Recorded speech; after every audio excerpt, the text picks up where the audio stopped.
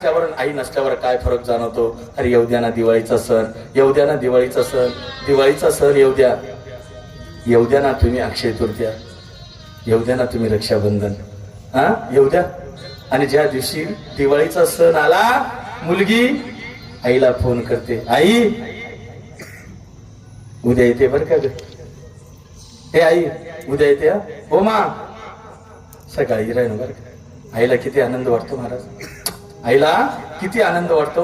एवढा आनंद वाटतो की गगनात मावेना एवढा आनंद होतो, एवढा आनंद होतो महाराज, एवढा आनंद होतो. आई वाट पाहते आपल्या मुलीची. कशी?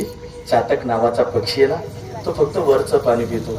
वरच्या पाण्याच्या थेंबाची जशी चातक नावाचा पक्षी वाट पाहतो ना, तशी ती आई करते. आई काय करते?